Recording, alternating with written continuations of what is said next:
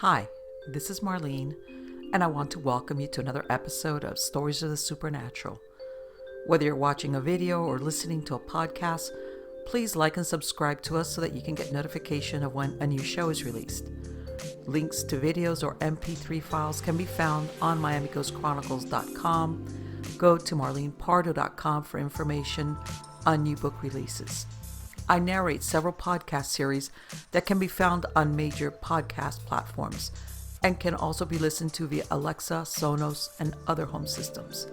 Look for Supernatural Storytime for scary storytelling, Nightshade Diary for classic horror and adventure stories, Stories of the Supernatural for interviews with different guests on the show. If you want to get noteworthy news about the paranormal world, true crime, conspiracy stories, and anything that is just plain weird, you can visit Strange Than Fiction Stories tab at miamighostchronicles.com or find us on Blogspot. I want to thank you for being part of my audience, and I think you are all wonderful.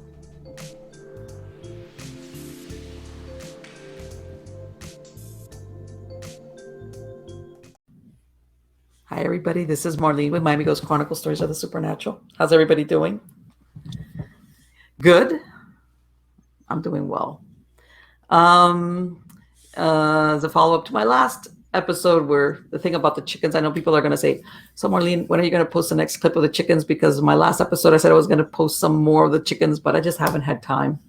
And I know I put some information that I had some new chicks that hatched, and I do. And as a matter of fact, I had another hen hatch another chicken. She's got a few eggs under her, so I got to keep her.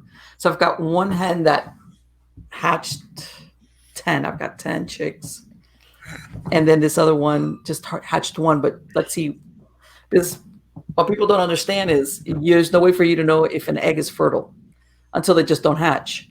And it's really funny because hens have like a knowledge about after 3 days of sitting on the eggs, once they start hatching, that's it, they stop. Like they realize if it hasn't hatched, it's not going to hatch. But let me see. Anyway, this is a side note for those people that are into the chickens, the chickenistas among you. Yeah, I'll get a little video going, hopefully by the next episode, of what's going on with the chickens. And I know a lot of you have asked about that, and also the dogs, because I know before a lot of people would say, "Oh, I remember those dogs, little dogs running around the background." But yeah, I've kicked them out. I've closed the door, but my pack. So anyway, guys, let's get on to the good part. And the good part is about my guest tonight. This is a first-time guest here at Stories of the Supernatural. And I'm so looking forward to this interview. Let me tell you about the guest. His name is Joshua Shapiro. And he is what's called a modern crystal skull explorer. He's become intrinsically associated with crystal skulls. He is currently one of the foremost experts in the field of crystal skulls, and his passion for them drives him to share the crystal skull phenomenon with people all over the world. He's not a caretaker of an ancient crystal skull. However, he has one named Portal de Luz crystal skull, which has a distinction of being a very activated crystal skull. And it has been in the presence of numerous ancient and old crystal skulls, as well as visited a number of sacred sites in the world.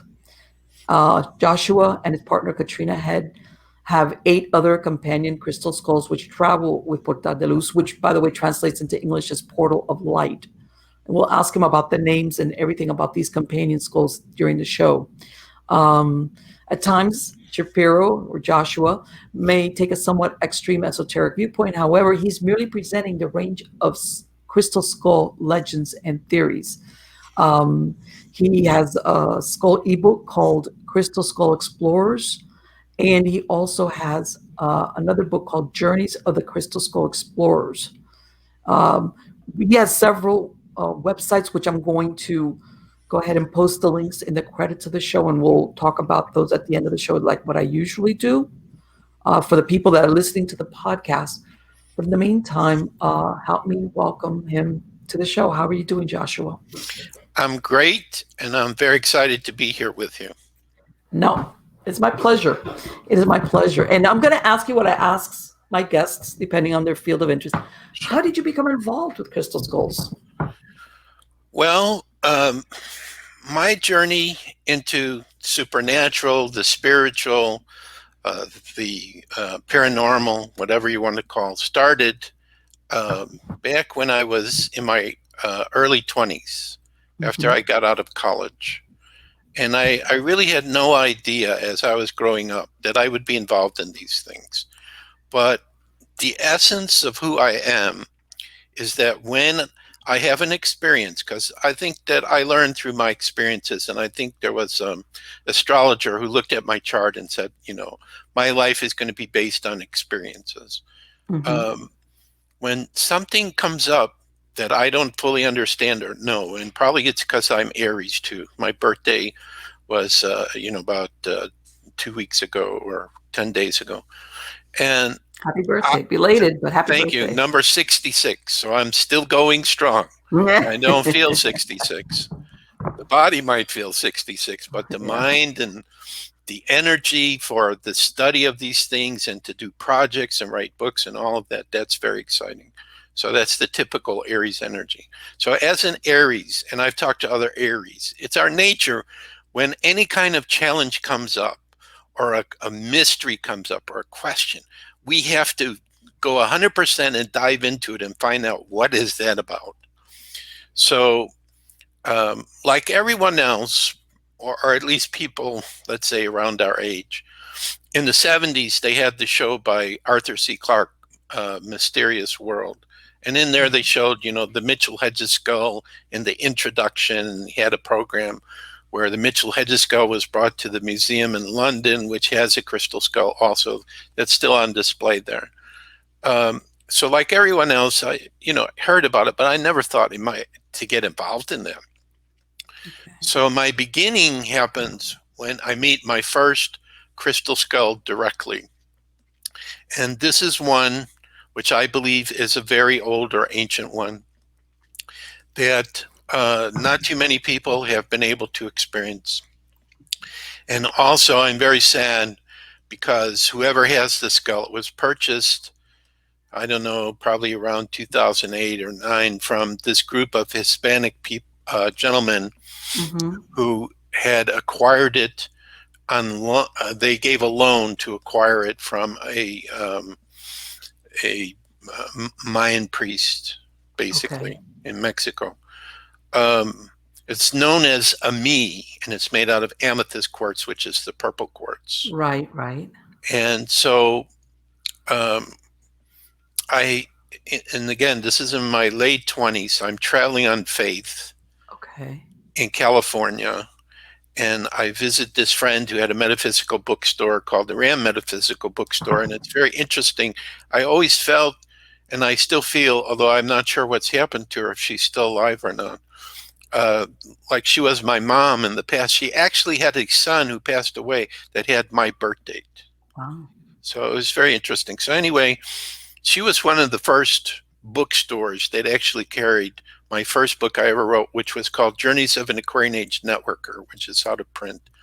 And this was my attempt to share with people information I was collecting as I was traveling on faith.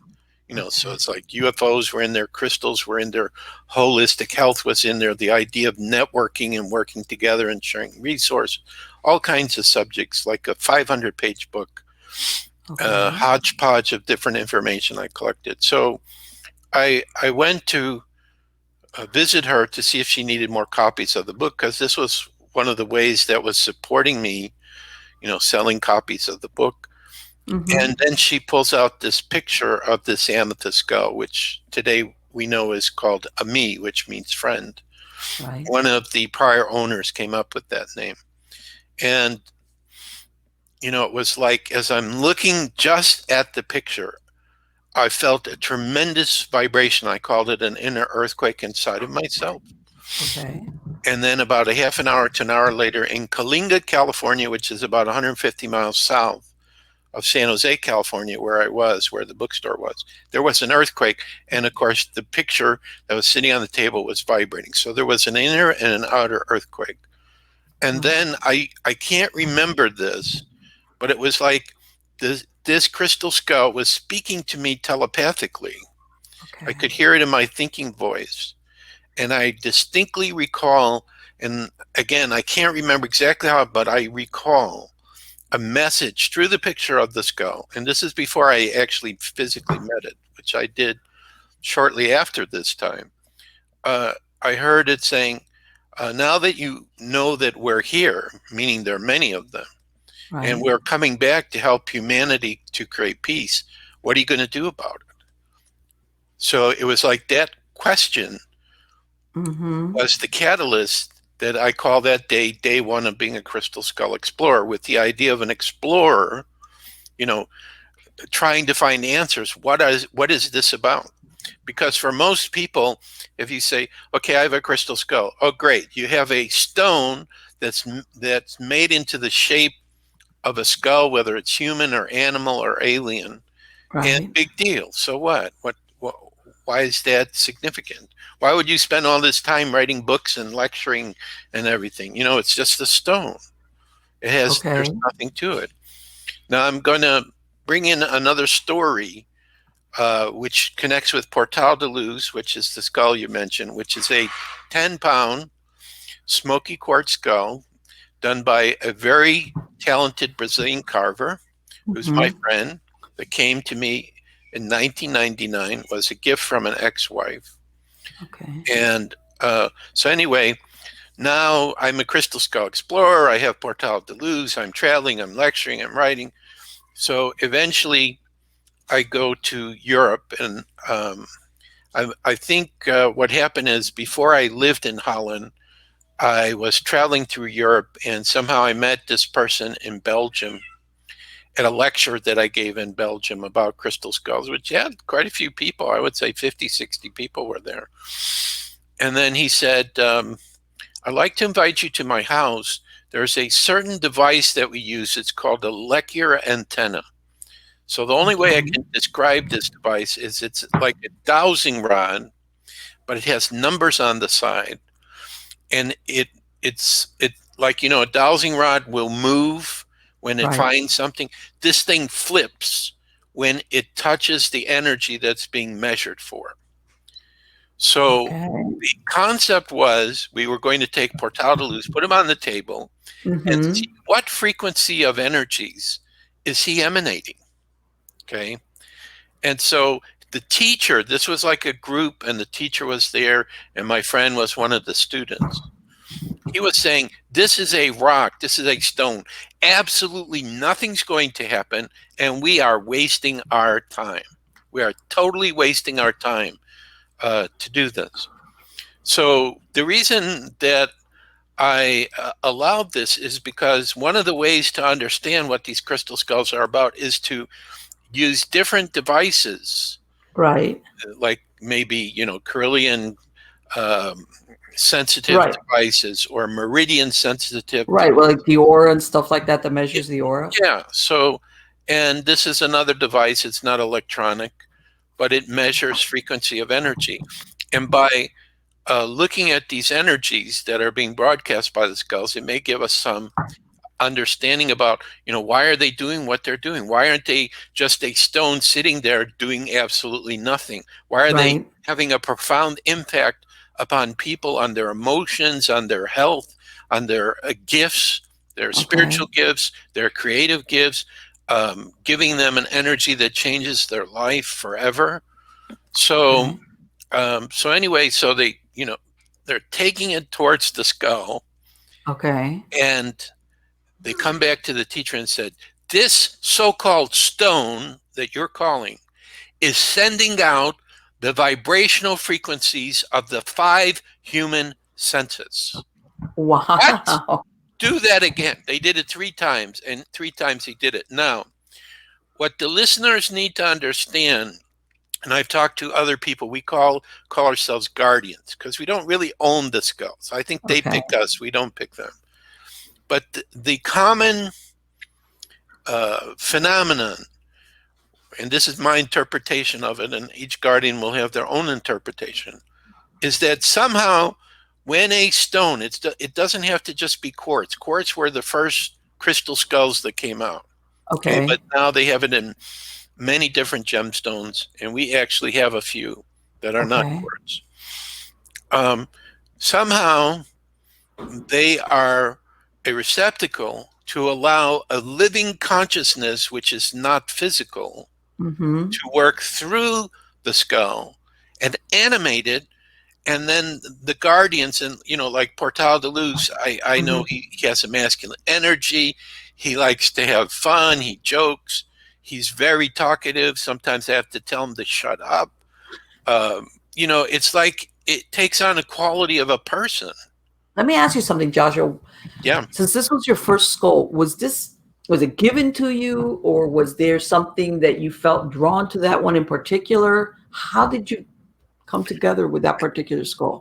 Well, what happened is I was invited to be a speaker. I think this was in 1999 Mm-hmm. in Sedona, Arizona. They had a kind of a crystal skull conference. And Okay. by the way, I had to fight to be that speaker because unfortunately, like in many other areas of the paranormal and UFOs and all these studies, when human beings get involved, there are sides. Of There's, course. competition and so on. And so Mm-hmm. there were some guardians that weren't too happy with what I was doing because I'm not a follower. And Okay.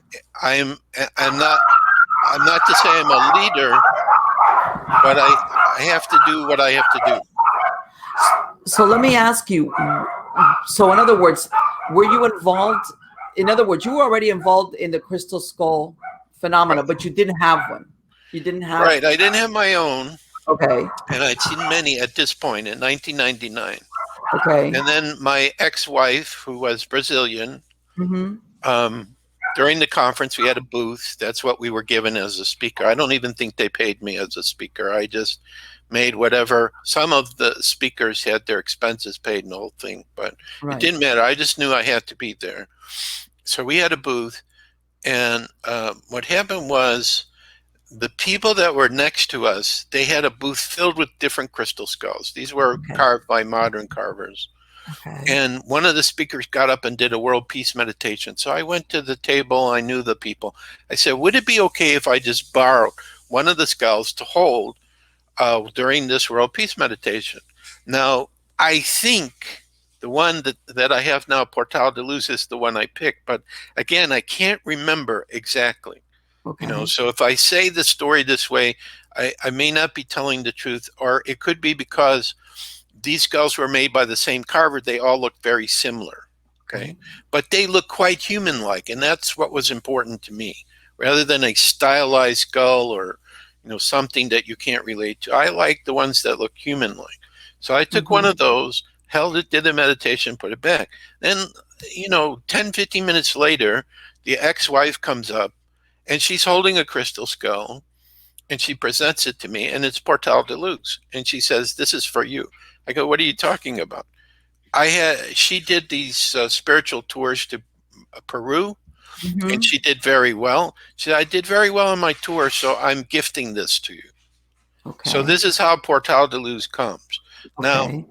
the other thing that we have to understand, or which I understand now, is that this living consciousness that exists within the skull, it Mm-hmm. already knew that this skull would be coming to me.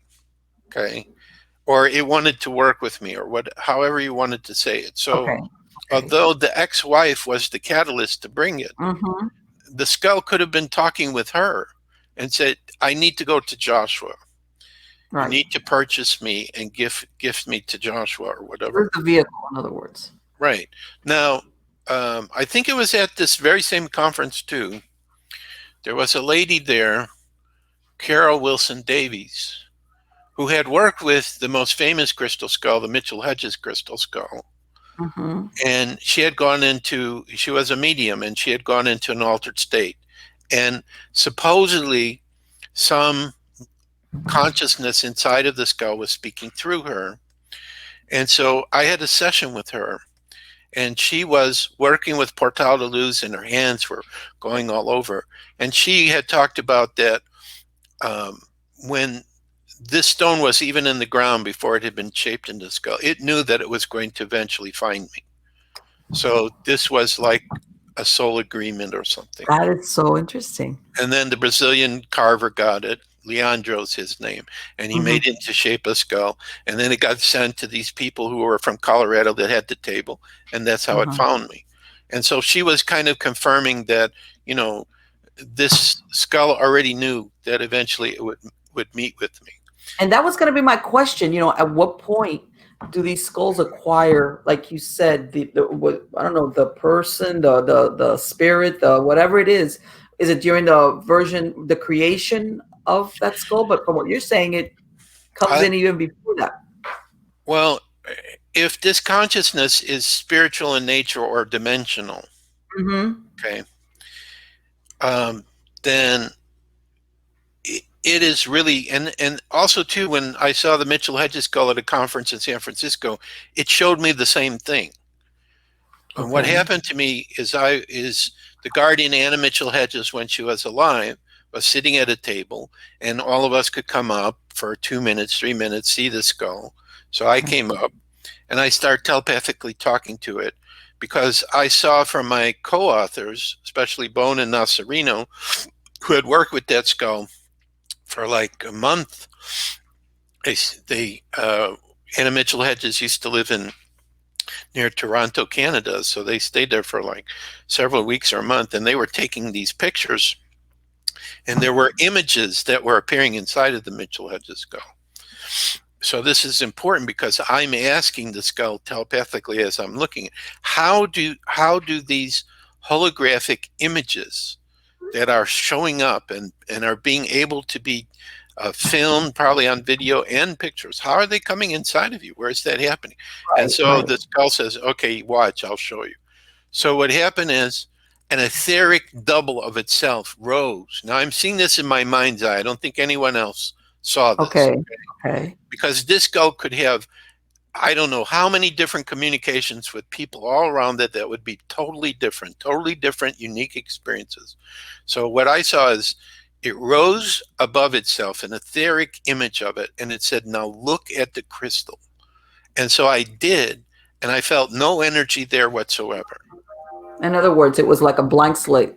Yeah, so what it was saying is this consciousness that works through it is what is creating all the energy and the experiences that people are coming. So the consciousness, therefore, is aware of the people around it and probably knows who they are by their vibrational frequency and sends out something to them which can trigger some change. So when they come back to see the same skull, maybe a year or two later, they're not the same person anymore, and they're ready Uh-huh. for the next energy that can be Okay. given to it. So this has been my sensing around the skulls, is that, they're quite aware of who we are on a vibrational level.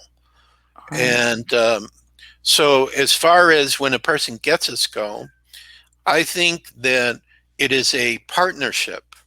Like, for example, when I was in England the first time, Portal de Luz is saying, and he calls me Dad. He said, Dad, let's go to the crop circles. I want to go to the crop circles. Okay, so we actually started doing that. Mm-hmm. And then we met up with some crop circle researchers who had sensitive energy type devices that could measure the frequencies in the true crop circles, not the fake ones. Okay, Okay. because just like with UFOs, uh, for many years they kept saying that people were crazy and Yes. nothing, but now the government is starting to share some of the video that they have, and Yeah, this is not an they're finally illusion. admitting a little bit. Right, this is not illusion, and they're talking about a disclosure, but a partial disclosure. I actually read, I can't remember the man's name, but he's very well respected, was saying that because he was talking about Corey, I can't remember Corey's last name, but he's a whistleblower. He was on the show with David. This is the problem when you become 66. You can't remember the names.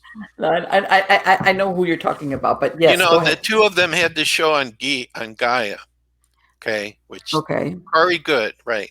Katrina's in the background, so she helps me. She doesn't. She's starting to forget too a little bit, but she remembers it. So Corey Good um, was talking in this article I read, and he was saying that they're going to do a disclosure, but they're only going to give you a little tiny piece. Okay. Mm-hmm. And the one thing that I always think about is, why would Creator say, oh, just the earth is going to have intelligent life? That doesn't make any sense at all. No. And plus, if we study the evolution of humanity, it's very clear somebody was involved in the creation of what we are now. Okay, there was Right. some intervention of some kind. Our DNA could have been changed, or we could have been interbreeding with other, races, Sure. and part of that, of their DNA, is inside of us too. So Exactly. we are galactic citizens. So anyway, all of these things are interconnected, and so it's very interesting going into the crop circles with Portal de Luz, and then having these researchers do tests on energy and the whole thing. And the bottom line is, I'm very proud of Portal de Luz, because when I meditated with him on the first crop circle in England, that we were able to do energy measurements. Mm-hmm. We changed the frequency of the energy at the center. At first, Okay. it was 0. But Portal de Luz showed us why. We saw a spiraling energy. This was at the center. I think it was Okay. a yin yang pattern in this crop circle. There was a spiraling energy. We saw him going up and down really fast. So it was negating itself. So if you measured it, it would be 0. All But right. after I meditated with him and we put him back at the center, then it was off the scale. So, You mentioned in the introduction that after that you have other skulls. yes. How does that? I want to say, do they communicate amongst each other, or Oh, is yes, they do. They do. They're like a big family. okay? So if the people accept that I can hear what they're saying, okay, Mm-hmm. and there are other guardians who will tell you the same. Katrina, my wife, also, she has the ability. Whereas I hear it in my thinking voice, she will actually hear a separate voice All talk. right. Okay, Not so clairaudient. Okay. right, so basically, what they're saying is that they wish. Now, this is very profound. They wish that humanity could emulate the friendliness and love and respect that they have for each other, that we could do the same between person to person. Because, it's like, I call them our crystal kids. When our kids get a chance to meet other of the members of their family, they're very excited. Okay. Okay. And they will exchange energies. So this When, remind when you were going to pick one, or I don't know, however you came, did any of them? Did you get a feeling from the ones you had, like, yeah, like, yeah, like thumbs up? well, each one has a unique story of how it gets acquired, whether it's Okay. gifted. Most of them we don't buy. All right. Okay, mostly they're gifted. Um, so I'm thinking about Geronimo Golden Eagle Eye, who is Mm-hmm. another smoky quartz. Portal de Luz is smoky quartz. This one was made by the same carver, Leandro, but is much smaller. But Okay. Geronimo Golden Eagle Eye, as the name implies, is very connected to indigenous energies and indigenous drumming and indigenous ceremony. Okay. Okay. Um, I remember that when I first saw him, he had been sent to us by Leandro for the purpose of selling him. Okay. And then I remember a situation came up where I'm looking at him, and at this early stage, he was really clear. And that's what I liked about him, was how clear the smoky quartz was. Now, of course, that's not true now, because Okay. as the skulls start to have their own experience and record frequencies of energy and so on, then internally they change. So Portal de Okay. Luz, I know, has greatly changed. He was very dark when I first got him, and Mm-hmm. now he goes kind of from a little bit a dark gray to a very light gray. And I actually saw him with a woman in Poland who put him, and I don't know how she did this because he's 10 pounds, but somehow she kept him by her throat and was singing. And when she brought him back after she finished, he was totally clear. Wow. So this is one thing that scientists don't like about the skulls, like this teacher when we were using the um, luckier antenna, that they have the ability to change their physical structure. Okay, because in a way, what they're showing to us is and I just read this. Somebody had a message from the Pleiadians, and I remember they said this too. Who we really are, we are not physical beings. We are energetic beings. Mm-hmm. Okay, and because of some belief that we have inside of ourselves, we accept that we're in the physical reality. But if we could see ourselves like as spirit, I work with spiritual mediums. I said, how do you see us? They said, we see you as lights. They don't see us Okay. as physical. They see us as lights, which is our aura. Um, Okay. so essentially, what happens through the crystal skulls as you start to have these experiences, All it right. starts to awaken the inner soul wisdom you have and starts to help to better understand the reality that we find ourselves in. Have they ever And communicated to you through dream time? um, the only dream that I can recall, because I don't dream that much, is when Okay. I was in Peru looking for the blue skull, which is a whole other story. Wrote a Right. whole book about a skull I've never seen in the physical, but I definitely know it exists. When I was out there high up in the Andes Mountains, and I had a fever, and it was snowing, and I was chilled. I remember waking up having a dream where the Mitchell Hedges crystal skull was Mm. there, and some blue skull was there, but it wasn't the one I was looking for. And then we had a person who read that book, and around one of my birthdays when we lived in Seattle, probably like 7, 8, 9 years ago, she was so enthralled by that story. She sent a blue lapis lazuli skull, which we now Oh. call the rabbi, because he has a spot on the top of his head that looks like, and I was brought up in Jewish, like a yarmulke. Uh-huh. So she called him the rabbi, so we kept that name, the rabbi. That's So interesting. so it's just all these stories and how they interconnect, and it's the same for other guardians too. If you ask them, well, how did you get your skull, and so on, they have their own unique story which has some profound twists and turns to it. um, What happens when, I guess, I don't know if to say, do people sell them?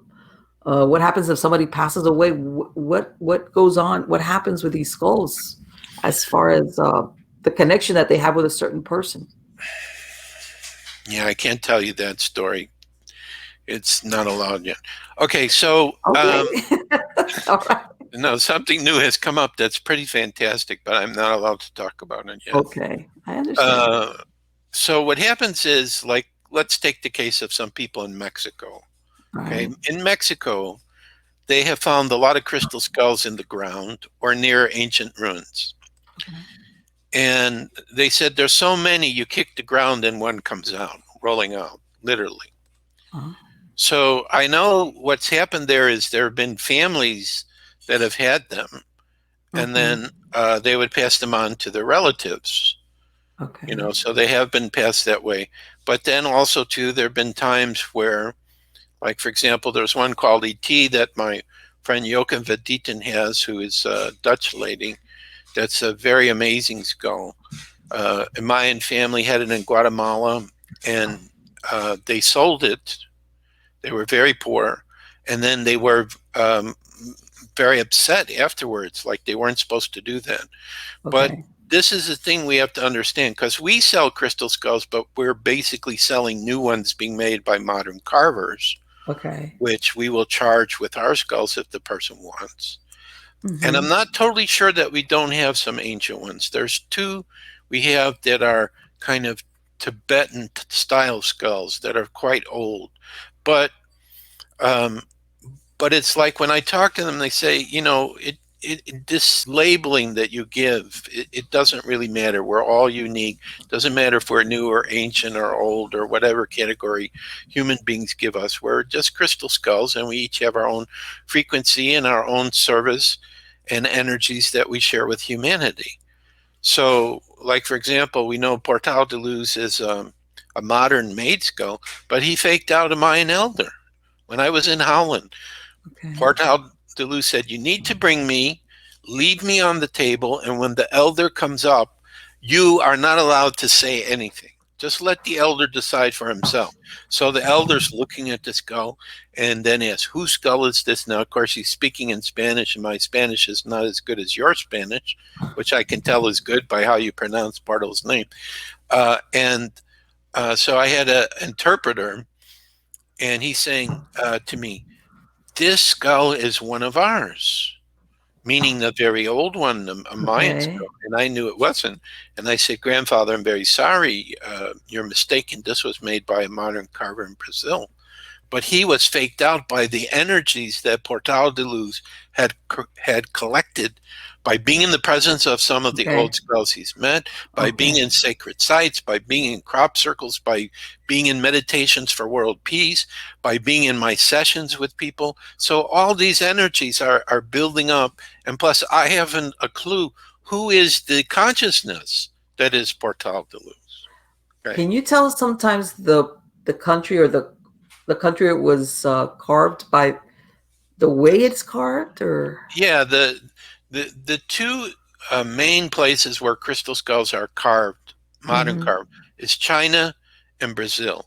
okay. Okay, but China, like I had a friend that one of our skulls he gifted us is called Rosalita. It's a duplicate of the Mitchell Hedges skull made out of rose quartz. He gifted it to us. I couldn't believe because he has a separate jaw like the Mitchell Hedges skull. And hmm they had a carver who was very talented that could do this. Um, but there's a different style between Okay. the Chinese and the Brazilians. All right. Okay, but then you have to understand there can be carvers anywhere in the world, Sure. but the countries which have the most is Brazil and China. I know there's some carvers in Mexico, in the United States. I met a carver in Switzerland, so they're all over. So Okay. you can kind of tell by the style because each place kind of does it. But unfortunately, our contacts in China have disappeared Okay. because what they're doing there is very horrific, which we hmm don't hear anything about. And the last email I got from my friend there, who is the owner of a company that sold many crystal skulls, he says China is the most evil country in the world. And then I never heard from him again. He shouldn't have said that I was gonna because say, because they were reading all the emails. I'm yeah. surprised I even got it. hmm And there was a major project we were working on, Okay. which to develop a new series of skulls, actually based on the style of Ami. Since Ami is in prison, it's with some person now who's not sharing the skull, and they don't like that. They want to be out there working with people, to be shared, to help. You know, just like nature. If you're sensitive to the energy of nature, nature is the same. It's to be of service for Sure. life. And that's what I Exactly. believe the skulls are, to be of service for life and to be an inspiration to help humanity to create peace on this planet. So I'm pretty sure that um, they have a role to play in bringing peace to our world in the future. And that, even though many people, we've done all kinds of world meditations, and some people have taken them to sacred sites and done sacred ceremony with them, or so on. Well, I'll say it this way. There's a story I wrote called Crystal Skull Chronicles. Okay. And in Crystal Skull Chronicles, it shows 13 skulls coming together in Brazil in a sacred place there, which I visited. And hmm then when the right set of skulls comes together, their vibrational frequency is the catalyst to totally shift. They keep talking about ascension, us going from 3D to 5D.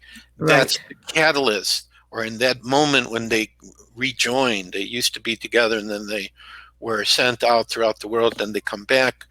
Uh, it brings world peace. It shifts the vibrational frequency. So let's say like an Arab and Israeli, they're fighting, and then hmm I show in the story like some kind of energy with rainbow colors that shoots out from a circle of the skulls, covers the earth, and all of a sudden all the people that you don't like and are your enemy, you look at them and say, "No, how can I feel that way? That's my brother, that's my sister," and hugs them in love and respect and honor.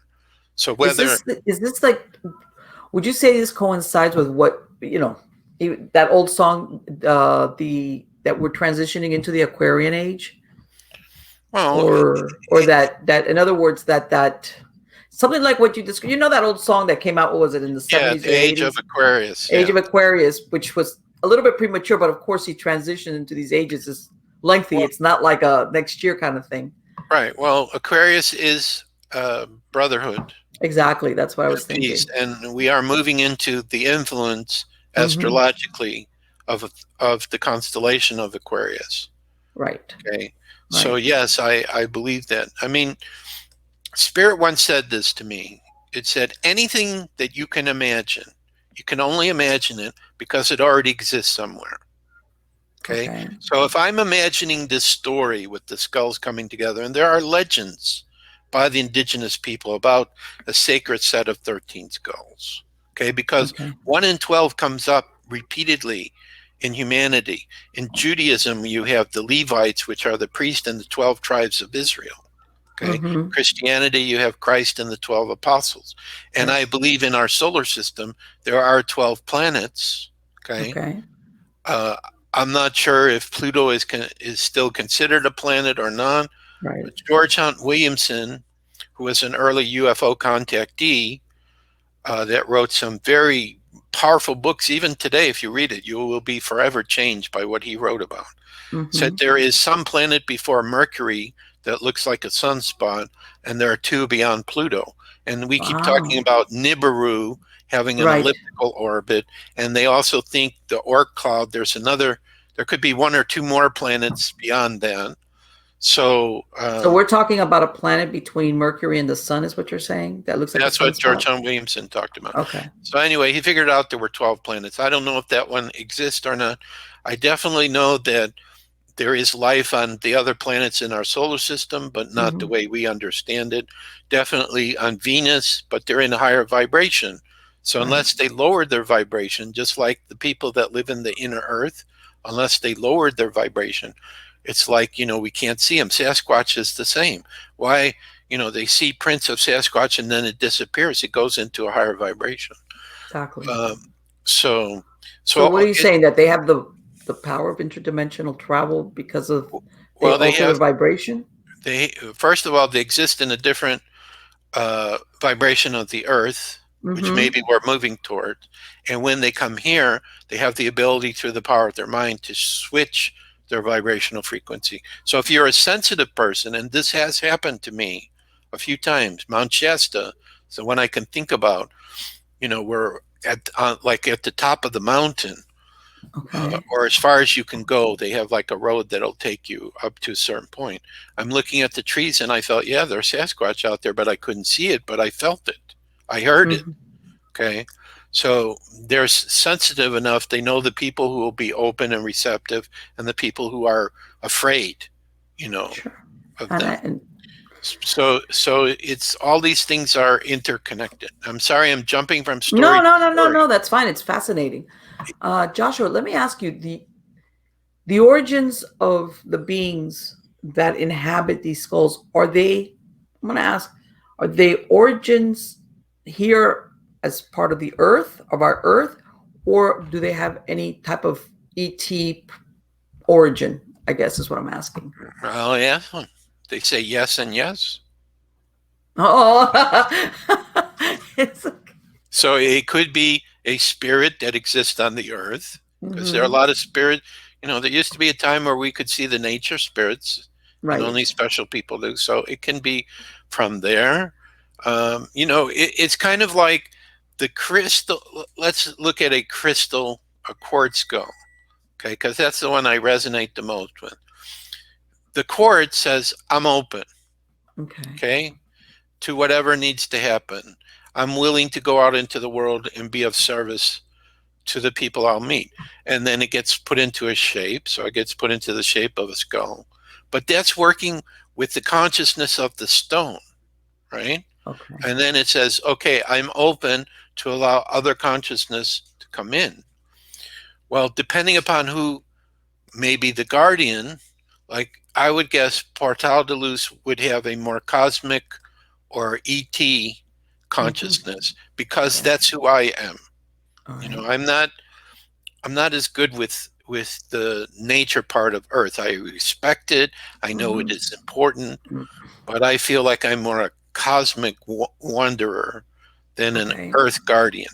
Okay, and it Mm-hmm. doesn't matter because we each have a role, and collectively, all our roles come together. We cover everything. So we can't be everything. If we tried to be everything, we would disappear and we would become creator. Creator is everything. Right, Okay. right. And I know what you're saying. It's not that one is better than the other, it's just differences. Right. We just each have a unique role. And it's, what I'm doing, I like what I'm doing. I like Okay. who I am. This resonates. This flows for me. Okay. I'm not Yes. trying to impress or be something I'm not. I just do what naturally comes to me. And I assume, and again, I've heard these messages, when you honor yourself and you love yourself and you do what makes your heart sing, then Mhm. you are being genuinely who you are. You are the expression of creator. Um, Exactly. so, and I also got the message, and I think this came from creator, is I said, creator, what do you receive from us compared to the immensity of all the realities and the size of the universe and everything? We're so insignificant and tiny. And the voice said, why, your unique experiences, of course. So in other words, because and I know that there are parallel earths and I know there are other aspects of ourselves, okay, Mhm. who are making different choices. Some of the Okay. parallel earths are really close to ours. Or Okay. as Gene Decode said, he's one of the people that's talking about what's going on right now. He said basically people are deciding which reality they want to be in. Do they want to be in the peaceful reality timeline, or do they want to be in the Armageddon timeline? So These it's are like a the two, multiverse is what you're saying. Like right? But a these are the two directions our planet is going right now. yeah. Okay, in the chaos that we have, and the people that are trying to be in charge and who think they have been in charge for a long time, call them whatever name you want, elite, Illuminati, whatever, they Mhm. want the Armageddon timeline. Okay. Right. And they're fighting for that. But then we have the light workers and the alliance or the white hats, and we're creating the paradise timeline. Right. Okay. Exactly. So that's why I think the crystal skulls have made their presence known, knowing that this challenging time would come up and that they could be of benefit to humanity, to help people to awaken to their spirituality, to their gifts, to their mission, to the work that they're here to do. So, but what I'm saying is, what is kind of in charge of the frequencies of energies the skulls are emanating is Mm. a living consciousness.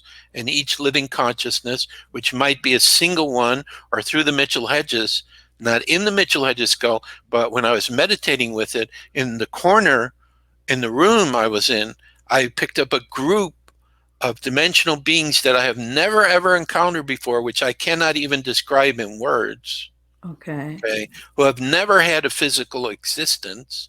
And why they showed up, I still don't know.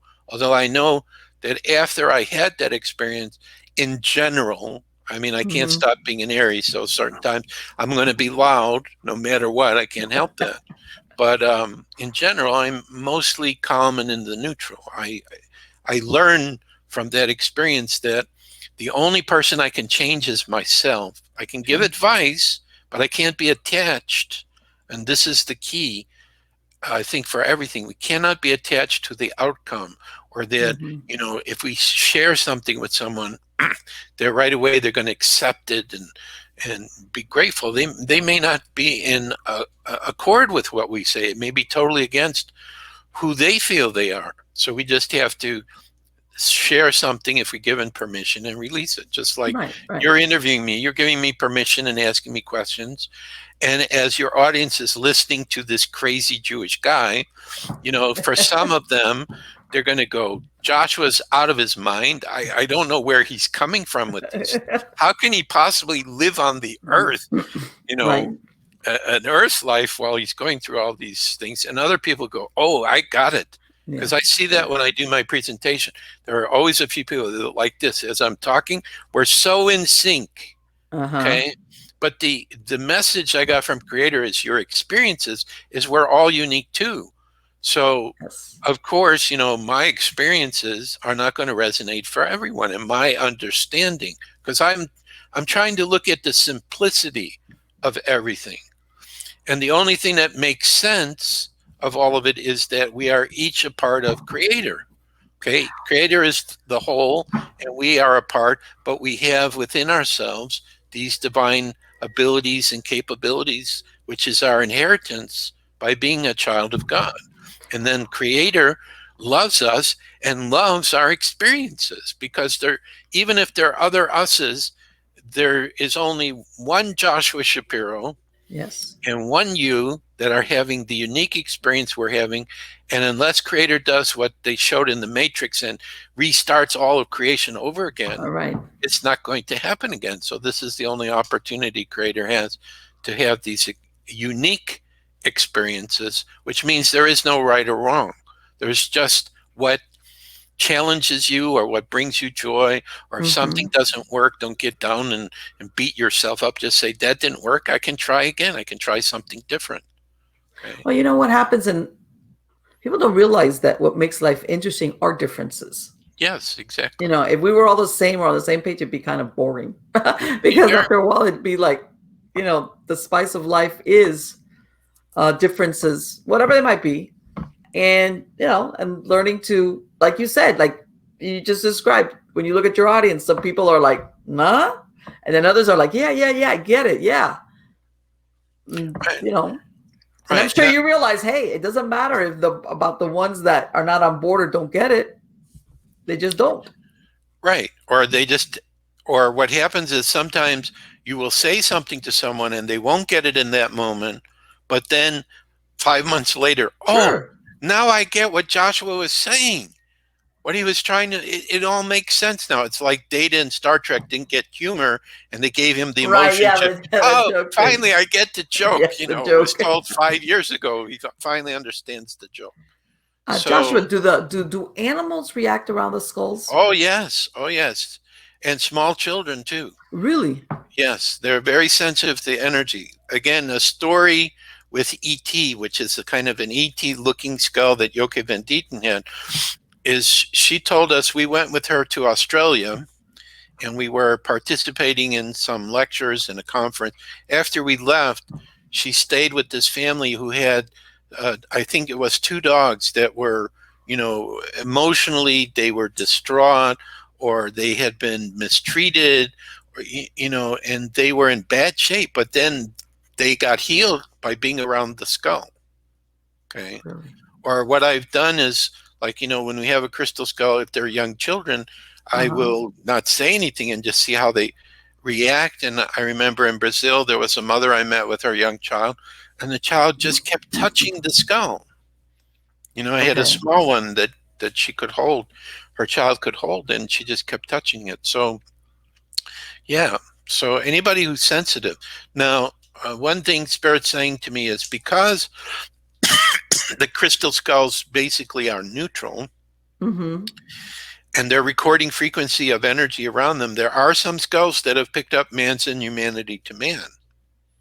Okay, I Okay. found that true in Mexico, where um, I think some times of the Mayan, they were doing sacrifices and they were putting the skull in a person's heart. They were doing not so nice things, and Mm-hmm. so since they're in the neutral, they don't judge what's good or bad. So sometimes they will pick up some of that.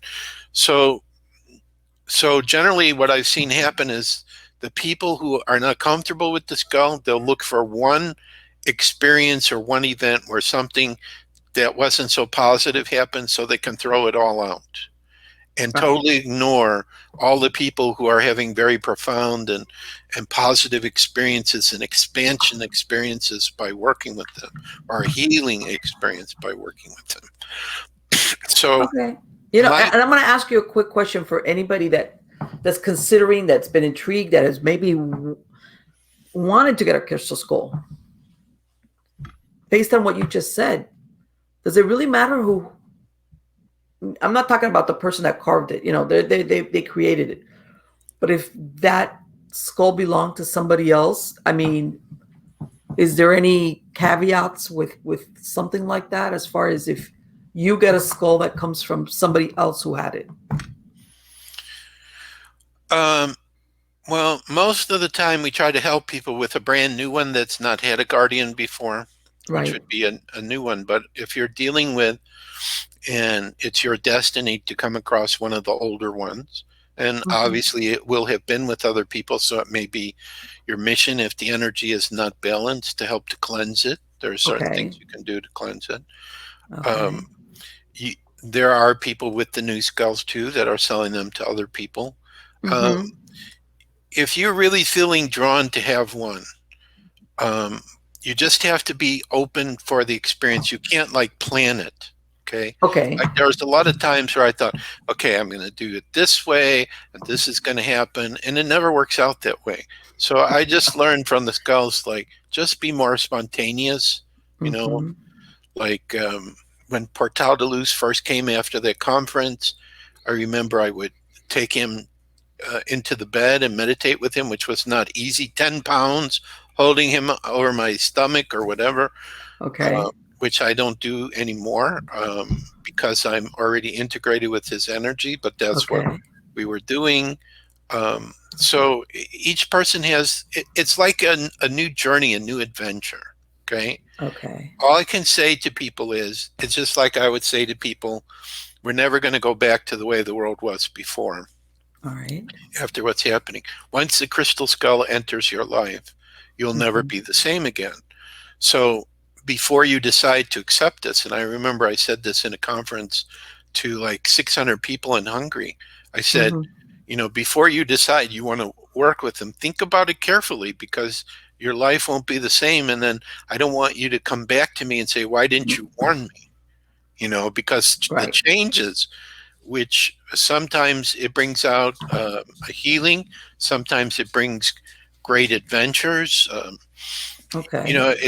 It's really, it's unknown. I can't say um, any one thing that I could promise for somebody, other than it will be their own unique experiences with it. And of course, they can read about what other people experiences have had and how they've worked with them, and then decide which ones work the best for them. Or they may come up with new things that nobody's ever thought about before.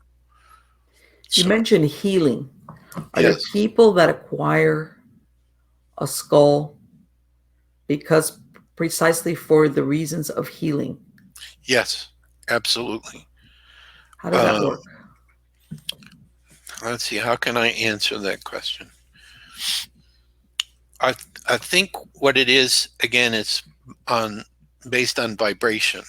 Mm-hmm. Okay, and I can only give you one example I can think off the top of my head with a me.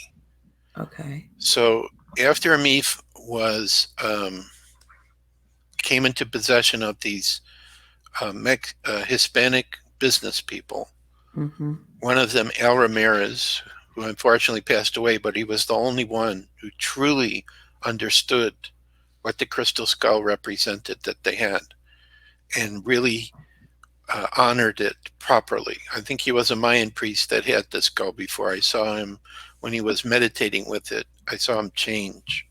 Okay. He had a blood vessel in his brain that wasn't growing properly.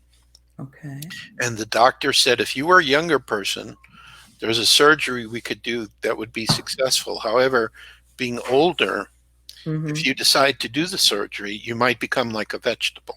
We, Oh. we don't know what will happen, but it's your choice. So he decided to do the surgery, and that's what happened to him. He could barely move or speak.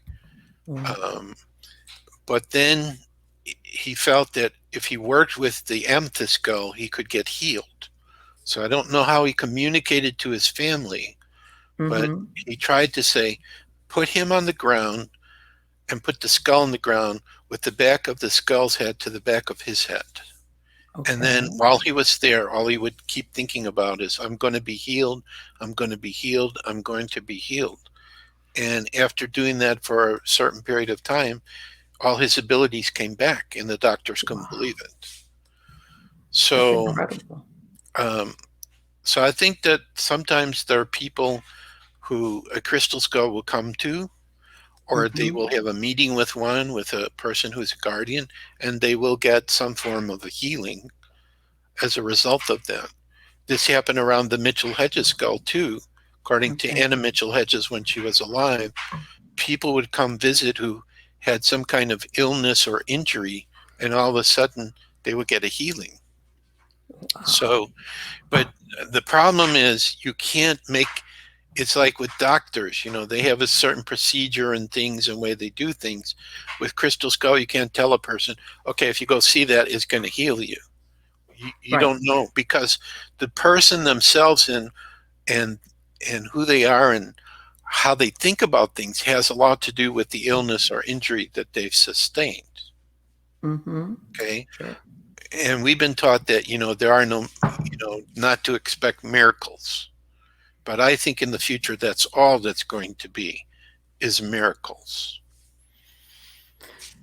I maybe you've gotten this question, but I'm gonna throw it. I'm Sure. sure you're familiar with the last Indiana Jones movie, which basically portrayed his Yeah. exploits in search of the crystal skulls.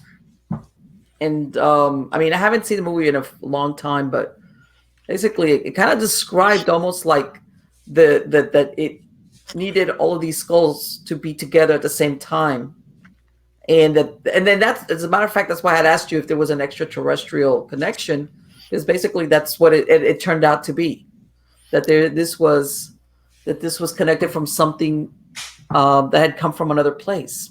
Right. Is the theme of that movie very far fetched from reality as far as crystal skulls are concerned? Um, well, when they start throwing the skull around, that was not very realistic, Okay. because the size of the skull, if it was made of quartz, it was made of plastic, obviously, Right. would have been at least 30 pounds. And Yeah. Who's gonna? Yeah. Portaltamus is 10, and if I throw him, he only goes a little distance. Okay, I Right. Yeah. can't No. Exactly. throw People him very don't realize in a certain right, concentrated size, right. that's a And lot of weight. then to a large degree, they were showing that, the skull was mesmerizing and had some evil intent connected to Mm-hmm. it. Um, Now, as far as the 13 skulls coming together, they probably got that from the legend and Oh, being connected with extraterrestrials. So, whoever wrote the story, if it was Spielberg or Lucas, I think mm-hmm. that they got that idea, from the legends. Um, and the Mayans have talked about, uh, is it the god of the, I think they call them the gods of the Pleiades or grandfathers of the Pleiades, that Okay. are associated with the crystal skulls. So they respect respect that there is that connection. And it has also come up for me in meditations with some of the old skulls. I've had visions like with a mold of the Mitchell Hedges skull. When I was Mm-hmm. meditating with it in Brazil at a conference, which was for a local UFO group there, and I was sitting at a table, and there was a person across.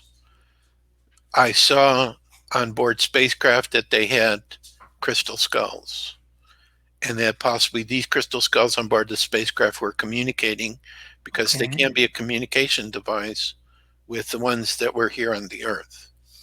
So I Okay. think that the first crystal skulls were gifted by the gods, which would be the extraterrestrials. And What's the oldest skull that's been found? How old is it? well, the problem is we don't have a scientific way to date, Okay. because it's an inorganic substance, whatever stone it is. Okay. If we Okay. go by legends, Mm-hmm. we could talk about skulls that are thousands of years old, but they could be millions of years old. I mean, I have memory of working with crystal skulls in Atlantis and Lemuria, and Okay. Lemuria could be over 100,000 years old. So I don't know if the age really matters so much. Mm-hmm. To me, what's the most important is they're here, and that they're a tool for awakening consciousness and to help humanity to create peace, which is what I think is their ultimate goal. Right. And I guess my question was like, how long have humans been working with these crystal skulls? Like, and I understand what you're saying as far as dating them, like by any type of testing, Right. that, like you described, there Like if really isn't. like if you find one in an ancient ruin Mm-hmm. and you date the organic with carbon-14 dating organic Right. objects. That will give you some idea, but it doesn't tell you for the skull, because in the legends by the indigenous people, they're passing them from one civilization to another. So, Right. so I would say, because I remember them in Atlantis and Lemuria, at least over 100,000 years old. That's that's quite old. That's Right. quite old. And that Um, and that they're made out of quartz makes sense, because quartz is a very hard substance that could last and that stay length in of that time. shape. Right.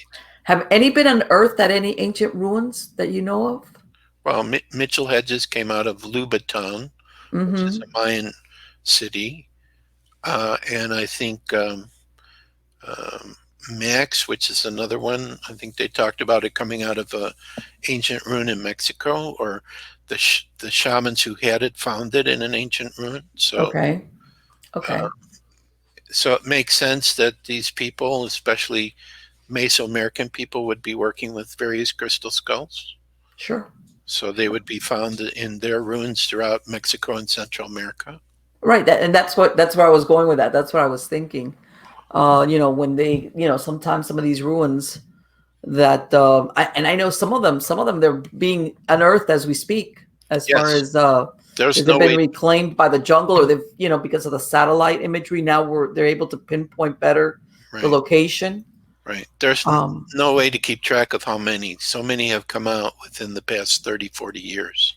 I mean, wow. I was at a conference in Mexico, Mm-hmm. and the local people brought the crystal skulls they had, and I hadn't met any of them, and I'm sure there were more than 100 there. Wow. Okay. Interesting. Interesting. So I think there are thousands upon thousands of them, and that's not including thousands and thousands being carved now by modern carvers. And the Right. thing is why would they be carving so many if there wasn't some purpose for them Sure. to serve? It's Of not course. just about selling them for money. It's Mm-hmm. that they have a higher purpose as well. That's so interesting, Joshua, what you're describing. Um, I'm sure that people want to know more about this. I'm going to have links to your Thank you. website in the credits of the show, but for my podcast listeners, what website can they go to get more information about you and your books and everything else? Okay, so CSE, like Crystal Skull Explorers, CSE.crystalskullexplorers.com is the Okay. best website to go to. And then, as I told you, all of Mm-hmm. your listeners, we have 3 free ebooks. Okay. If they send me an email at crystalskullexplorers@gmail.com, I have a web page I can send them to where they can download these 3 ebooks. One is on crystal skulls, one is Okay. about that we may be in a computer simulation, and the last one, which is very important, that's connected to what's happening now, is called The Messages from Argus, which is the name I will take in our future. I have a guide who's called Argus that says, Joshua, I'm who you will become in this lifetime in our future. And I keep feeling like he's talking to me from 2037 to 2040. Okay. So So you're if, talking something along the lines of the Matrix, and the reason why I'm referencing that is a lot of people are very familiar with that movie. As far as like you said, a computer program per se, masquerading as reality. yeah. So there's a story told by Jerry Wills, who I personally know. He went to Amaru Maru, which is a huge stone door in near Lake Titicaca in Peru, Mm-hmm. and he went through that door, and he met the people who may have created this universe. And they Wow. told him that they created this universe as a computer simulation to understand their own, and they didn't have any life in it, and life just spontaneously appeared out of nowhere. Interesting. Wow. So I talk about that in that free ebook as well. And I Wow. talk about 2 personal experiences that show me that we will have a positive future happening to us uh, around this time. The messages from Argus I Mm-hmm. received while I was in Brazil. He channeled through me, and then what was the other one? Oh yeah, my coma experience. had some strange things that happened. So that's in the book. So I know for myself that this timeline, eventually we will see a positive result, a positive future. But I don't know, like where we are now, how we're going to Mm-hmm. get there. But I believe that that's what our destiny is. So people just have to not listen to the major media or news. Right. The negative, the I want to, Right. lack of a better word, fatalistic almost. Yeah. Um, Follow their intuition, their discernment. Telegram is where I'm finding the most information that's really explaining all the things going on from okay. the channels and groups there. And yeah, and I just believe that, Are you on Telegram? If anybody wanted to hook up with you there yes, on Telegram, yeah, I don't know what name I'm under there, but they if they can. search for you though, would you come up? Because I know they have a search part where you could look for. Yeah, I guess if they look for Joshua Shapiro, they might find me. I Okay. haven't started any channels myself. I've just Okay. joined a bunch. Mm-hmm. And, sometimes there's a few people I'm actually talking with on there. You can talk to individuals, but Sure. mostly I'm just, every day checking the groups to see, what they're sharing and what might really be going on behind the scenes. So, Sure. And I know that a lot of people have. I want to say today nowadays they have more questions than they normally would. They probably have had in their whole life. I think most people now yeah, with so many definitely. things happening. Definitely. Again, Joshua, thank you so much. It has been wonderful speaking to you. And I know you talked about this book. Do you have any new book projects or anything coming up that you're planning on? The newest project that's coming up, but I don't know how this is going to work, is Mm-hmm. I have a friend in Canada, in British Columbia. She just felt inspired to work with me to do a new documentary on crystal skulls. Oh, wow. So initially, it's going to be kind of based on the skulls I've worked with Mm-hmm. and some of my experiences, but we're also thinking about maybe we need to interview some other people too. Okay. So, we're just talking about it right now. So I'm hopeful that this will come to pass. And I'm also thinking as an Aries that we do it in a way that nobody's ever done a documentary before. So Of course. we'll Of just course. have to see how it turns out. Okay. Well, I look forward to that you come back. I don't know if I know sometimes documentaries and things they it takes a while for the be Yeah. pre-production, production, and after the fact before you actually get the finished product. Yeah. But I would love to have you back, and hopefully that will be uh, come a reality, the fruition, of the whole thing. Because Yeah. I imagine Anytime. that'd be very interesting. Anytime. I'd be happy to come back. There's always new things happening every day Yes, now. So, yes, I'm sure. Again, thank you so much, and take care. okay. Thank you. It was a pleasure to be here. Likewise. Bye. Bye bye.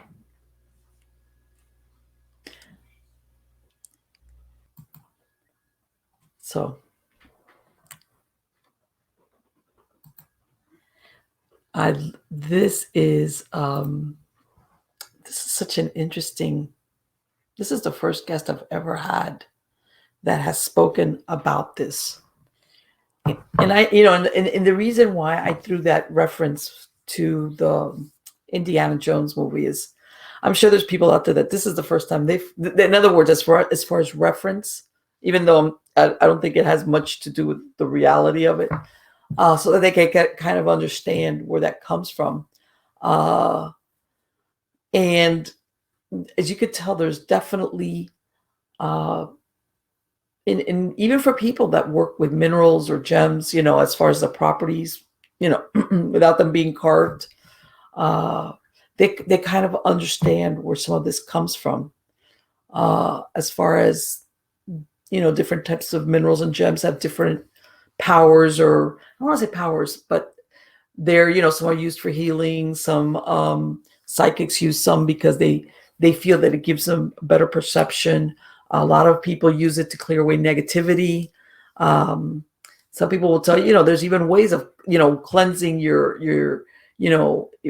if let's say if you have a group of stones that maybe you need to cleanse them. Let's say if you've been using them for healing or even in paranormal work. I always carried I left mine out there. I have a big clear quartz stone with a feather, which I use for smudging, and I've had it for God, I've had it for years, and I would always carry it with me uh, in my bag when I did investigations, and had a smaller version that I would carry on my person when I would do investigations. And there's even you can look it up anywhere. There's methods to cleanse them, like you leave them outside in the sunshine, depending on what you use these. And I want to say now, if you, I carry a bag of them around with me, and if you look at my purse inside one of the zippered compartments, I have stones there, and I want to say a pretty decent sized clear quartz that I carry with me. And then every once in a while, I remember, I need to take it out and just like get exposed to the sunshine and the outside and everything, and recharge it. In other words, and this having to do with the skulls. I understand that I don't have one. I've never had one, but I understand the perspective of what he's talking about because of the properties of gemstones or the minerals involved in it. And that's why I even asked him, are the origins from Earth, as far as because they were mined here, or is there an ET connection? I think it's fascinating what he's saying, as far as that there's beings that I want to say, for lack of a better word, inhabit each particular skull. And are we talking here? And what he said, that it's even there, even before it's the actual creation of the skull itself, which I think is fascinating because, of course, anybody that's is familiar with nature, elementals, or the theory of elementals, or nature spirits, or things having to do with the ground, kind of will understand that. As far as that each part of, in other words, everything is alive. Not just the animals or the humans, but that plants and the earth itself. And some people will think of animism. When you think of even inanimate objects. And I mean, we could go down the road of I'm sure some of you have heard, that spirits will take up residence in dolls for those people that are doll phobics. Like, get me away from the dolls, because you've heard of all these stories of them being taken over by discarnate spirits. But that's not, as far as reference, we're talking here something that comes out of nature, out of the earth. And basically part of what he was saying, that everything is one, different, but one. I mean, we could go with there in a lot of directions with that. But anyway, guys, I hope you liked the show. I loved bringing somebody as fascinating as Joshua to speak about something which is like, I love it because his message overall, I think, is very positive. It talks about healing.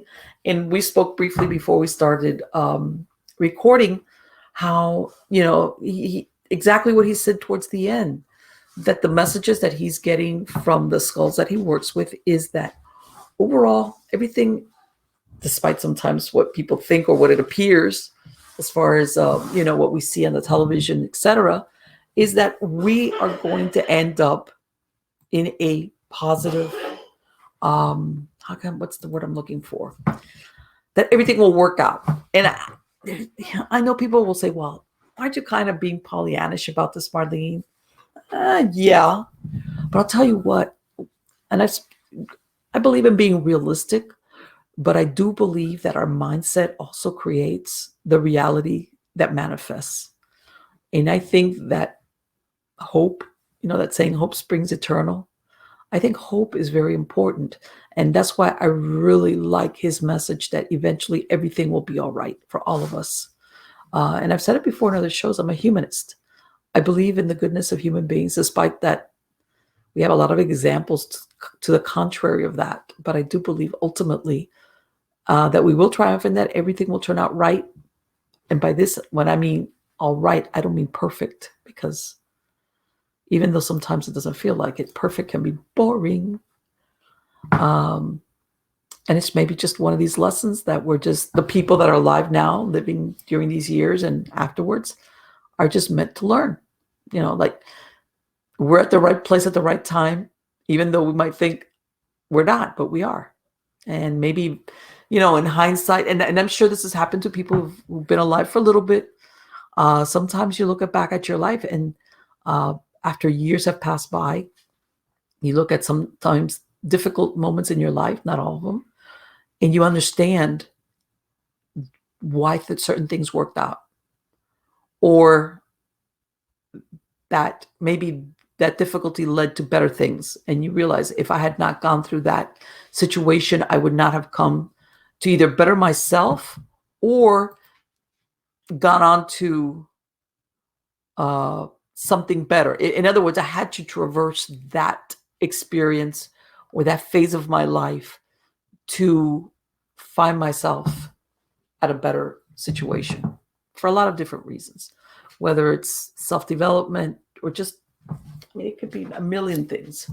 And I think that ultimately, that's getting to the point of what I was saying. Ultimately, I think that this, everything that's going on with, I want to say, when the last, it's going to be almost 16 months, 18 months, whatever.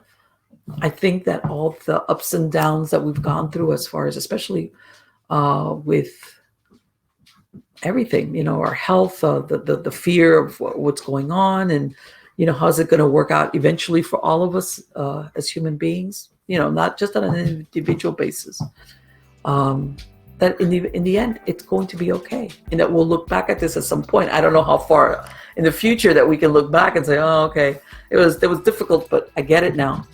I do think that eventually, when we do look back at this time period collectively, we will have realized that there was a reason for it, and that we're better for it. Sometimes that is the secret of difficult lessons, whether it's on an individual or collective basis.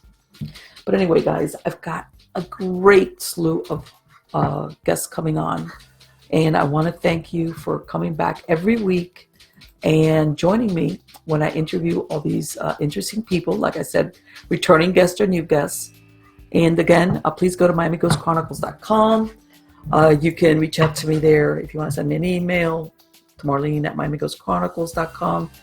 Again, I have tabs where you can submit true stories or questions.